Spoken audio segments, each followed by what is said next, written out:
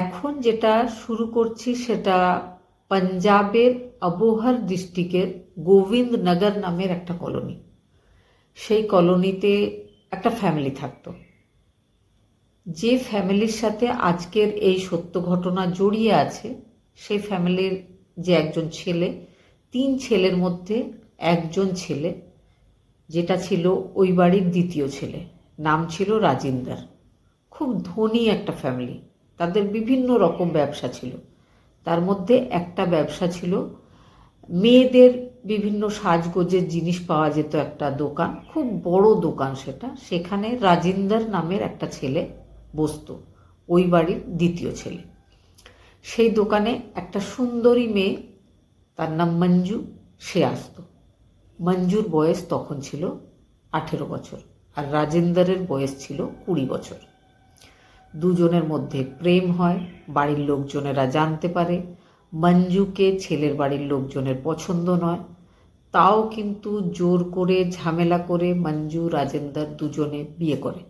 বিয়ে করার পরে মঞ্জুকে কিন্তু শ্বশুর বাড়ি থেকে অ্যাকসেপ্ট করে নেওয়া হয়। মঞ্জু সেখানে এসে ঘর সংসার শুরু করে। কিছুদিন পরে মঞ্জুর এক ছেলে এক মেয়ে হয়েছিল, কিন্তু মঞ্জুর সাথে শ্বশুর বাড়ির বিভিন্ন লোকজন, মঞ্জুর যে ভাসুরের স্ত্রী, মঞ্জুর যে দেওরের স্ত্রী, মঞ্জুর যে শাশুড়ি, সবার সাথে মঞ্জুর ঝগড়া এতটাই বাড়ে যে মঞ্জুর শ্বশুর বেশ কিছু টাকা দিয়ে মঞ্জুদেরকে বাড়ি থেকে আলাদা করে দেয় আর বলে যে এই বাড়িতে আর থাকার দরকার নেই, তোমরা অন্য কোথাও যাও, কারণ তোমরা বাড়িতে থাকলেই আমার বাড়িতে অশান্তি, আমার আর ভালো লাগছে না। মঞ্জু এবার নিজের হাজব্যান্ড রাজেন্দর, নিজের ছেলে মেয়ে সবাইকে নিয়ে নিজেদের বাড়ি থেকে 15 কিলোমিটার মতো দূরে বলওয়ানা নামের একটা এরিয়াতে একটা ভাড়ায় ঘর নেয়, সেখানে থাকা শুরু করে। হাজব্যান্ড আবারও আগে যেমন ব্যবসা করতো সেই রকম একটা ব্যবসা করার জন্য একটা ঘর নিয়েছিল, আবার ব্যবসাও শুরু করেছিল, কিন্তু ব্যবসাটা চলে না, লস হয়ে যায়। তারপরে সেই দোকান বা সেই ব্যবসা বন্ধ করে দিয়ে এবার বাইরে একটা প্রাইভেট কাজে যোগ দিয়েছিল।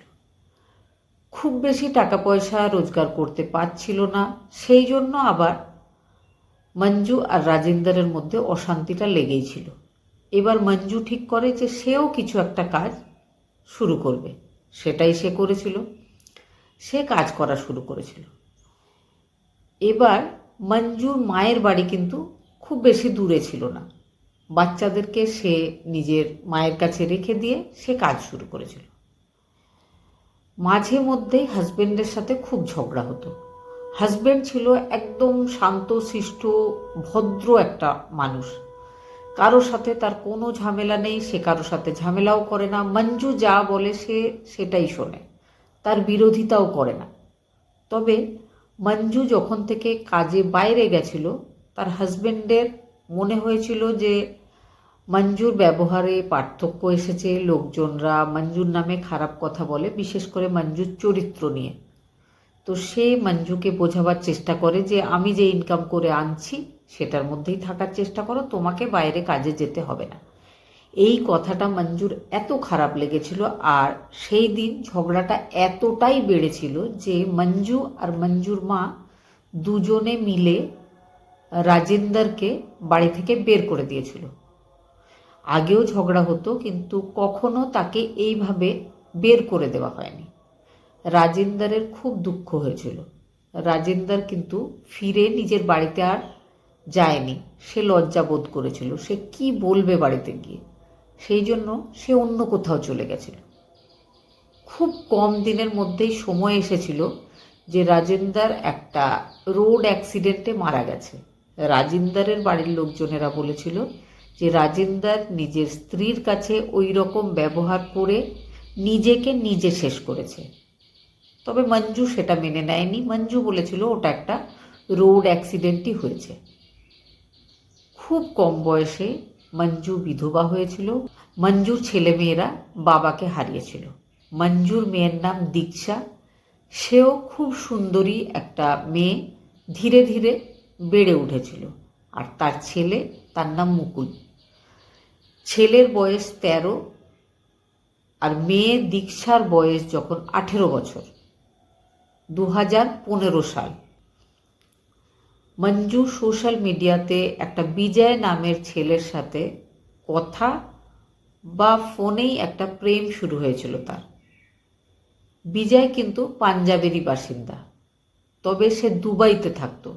3 বছরের কন্ট্যাক্টে সে একটা কোম্পানিতে গিয়ে কাজ শুরু করেছিল, কিন্তু বিজয়ের সাথে মঞ্জুর ফোনেই এতটা প্রেম হয়ে গেছিল যে মাঝপথেই বিজয় সেই কন্ট্রাক্ট ভেঙে দিয়ে 3 বছর পুরো না করেই ইন্ডিয়া ফিরে চলে এসেছিল, আর ভেবেছিল আর সে কোনো দিন ফিরে যাবে না দুবাইতে।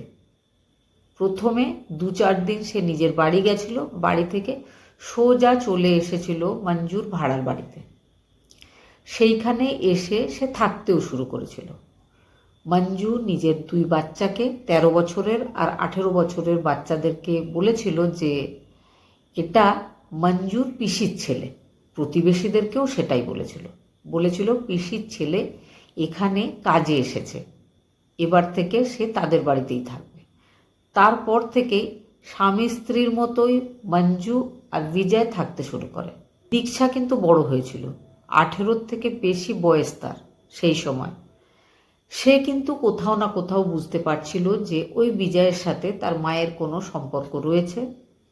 সে কখনোই তার মামা হতে পারে না, সেই জন্য সে বিজয়কে মামা বলে ডাকতও না। এইভাবেই কিন্তু চলছিল। মেয়ে মাঝে মধ্যেই মাকে জিজ্ঞেস করছিল যে বিজয় কে, আমরা আগে কখনো এত বছরের মধ্যে বিজয়কে দেখিনি কেন। কিন্তু মা যেহেতু সে সংসার চালাতো, টাকা পয়সা রোজগার করতো, সে কারোর কথায় কোনো কান দেয়নি, বিজয়কে নিজের বাড়িতে রেখে দিয়েছিল। বিজয় তাদের বাড়িতেই থাকতো, একসাথে বাজার যেত, বিজয়ও কোথাও একটা কাজ করতো, ফিরে আসতো এই বাড়িতেই। 24 মে 2016 সাল মঞ্জু আর মঞ্জুর বয়ফ্রেন্ড বিজয় দুজন বাজারে গেছে। হঠাৎ করে এক প্রতিবেশী মহিলার কল এসেছিল মঞ্জুর ফোনে। তাকে বলা হয়েছিল তুমি তাড়াতাড়ি এসো, তোমার বাড়িতে অঘটন ঘটে গেছে। মঞ্জু চলে আসে, একটু পরে বিজয়ও চলে আসে। বাড়ির ভেতরে গিয়ে তারা যেটা দেখেছিল সেটা ছিল যে মঞ্জুর মেয়ে দীক্ষা 2016 সালে, যার বয়স ছিল 19 বছর, সে গলায় ফাঁস লাগিয়ে ফ্যানের সাথে ঝুলছে। পুলিশকে খবর দেওয়া হয়েছিল, তাকে নামানো হয়েছিল। একটা সুসাইড নোট পাশে পাওয়া গেছিল যে আমার মৃত্যুর জন্য কেউ দায়ী নয়, কোনো একটা কারণে আমার মন খুব খারাপ, তাই আমি এই কাজ করছি। আমার মারা যাওয়ার পরে যেন কাউকে শাস্তি না দেওয়া হয়, আমার যেন পোস্টমর্টম না করানো হয়, ইত্যাদি ইত্যাদি এই ধরনের কথা লেখা ছিল। পুলিশ বডিটা নিয়ে যায়, যে সুসাইড নোট সেটাও নিয়ে যায়। এবার সুসাইড নোট দেখিয়ে মঞ্জুর যে ছেলে মুকুল, যার বয়স তখন ছিল 14 বছর, তাকে জিজ্ঞেস করা হয় যে লেখাটা তোমার দিদির কিনা। সে বলে আমার মনে হচ্ছে দিদির নয়, আমি বুঝতে পারছি না। মঞ্জুর যে দেওর আর ভাসুর 15 কিলোমিটার দূরে থাকতো, তাদেরকে জিজ্ঞেস করা হয়। তারা বলে যে এই লেখাটা আমাদের ভাইজি দীক্ষার নয়। সাথে এটাও বলে যে যখন থেকে আমাদের ভাই রাজিন্দার মারা গেছে, তারপর থেকে ওই ফ্যামিলির সাথে আমাদের কোনো যোগাযোগ নেই, আমরা কখনোই ওদের বাড়িতে যাই না। তবে বাচ্চারা মাঝে মধ্যে যখন কোনো ফেস্টিভ্যাল থাকে তো আমাদের কাছে আসে। দীক্ষা যেমন মেয়ে, দীক্ষা কখনো সুসাইড করতে পারে না। এর মধ্যে তদন্তের দরকার আছে। আমাদের মনে হচ্ছে এই ঘটনার সাথে দীক্ষার মা মঞ্জু জড়িয়ে রয়েছে। পুলিশ এবার তদন্ত শুরু করে। ততক্ষণে পোস্টমর্টম রিপোর্ট এসে গেছিল। পোস্টমর্টম রিপোর্টে যেটা দেখা গেছিল সেটা হচ্ছে যে মঞ্জুর যে মেয়ে দীক্ষা, তাকে আগে মেরে ফেলা হয়েছিল, তারপরে তাকে ওড়নার সাথে টাঙিয়ে দেওয়া হয়েছে। আরও একটা ব্যাপার যেটা পুলিশ দেখতে পেয়েছিল সেটা হচ্ছে মঞ্জুর মেয়ের হাতে বিজয় লেখা ছিল, মানে মায়ের বয়ফ্রেন্ডের নাম বিজয়, সেটা তার হাতে লেখা ছিল। তার হাতে কেন লেখা ছিল এটাও একটা সন্দেহের বিষয়। এবার বিজয়কে সঙ্গে মঞ্জুকে অ্যারেস্ট করা হয়েছিল, জিজ্ঞাসাবাদ করা হয়েছিল। জিজ্ঞাসাবাদের পরে যেটা পুলিশ জানতে পারে সেটা হচ্ছে বিজয় হচ্ছে মা মঞ্জুর বয়ফ্রেন্ড, লিভ ইন পার্টনার। কিন্তু বিজয়কে পছন্দ করতে শুরু করে 19 বছর বয়সী মেয়ে দীক্ষা।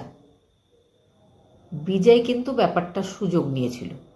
সে যখন যার সাথে সুযোগ পেত তার সাথেই প্রেমালাপ করত, গল্প করত, সময় কাটাতো, ঘনিষ্ঠ হতো। এই ব্যাপারটা মঞ্জুর পছন্দ হচ্ছিল না। মঞ্জুর মনে হচ্ছিল তার মেয়ে তার কাছ থেকে বিজয়কে কেড়ে নেওয়ার চেষ্টা করছে। মা আর মেয়ের মধ্যে এই নিয়ে বারবার ঝগড়া হতো। প্রতিবেশীরাও সেটা শুনতো।